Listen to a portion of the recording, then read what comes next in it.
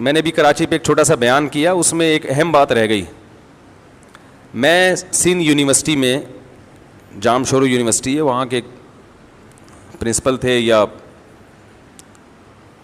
جنہوں نے مجھے انوائٹ کیا تھا وہاں بیان کے لیے,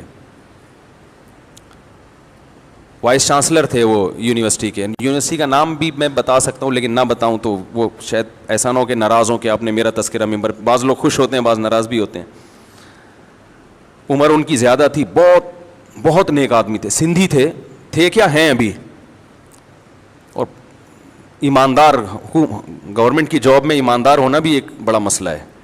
وہ اسٹوڈنٹس کو گھر لے جا کے فری میں پڑھاتے ہیں اپنے طلبہ کو, یعنی جب وہ پروفیسر تھے تو اس وقت گھر لے جا کے فری میں پڑھاتے تھے کہ ان کا رزلٹ اچھا ہے, ایسی محنت مارکیٹ میں شارٹ ہے.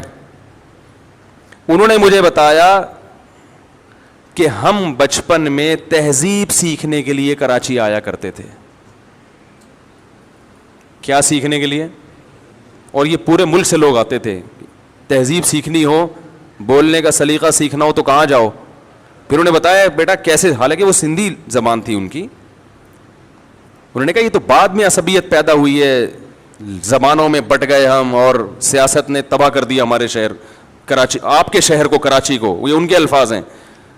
انہوں نے کہا ہم جب ہمارے والدین نے ہمیں بھیجا کراچی کے اسکولوں میں پڑھو, وہاں تہذیب سیکھو گے. تو انہوں نے کہا کیسے سیکھتے تھے؟ ہمیں ٹیچر پڑھا رہے ہیں, ہم نے کہا سر یہ لیں, یہ کوئی بک لے لیں. انہوں نے کہا لے نہیں, لیجیے بولو. یہ پریکٹس کرواتے تھے ہم سے. ہم کہتے تھے ادھر آؤ, تو کہتے بیٹا ادھر آؤ نہیں کہتے, آئیے. یہ تہذیب کہاں تھی؟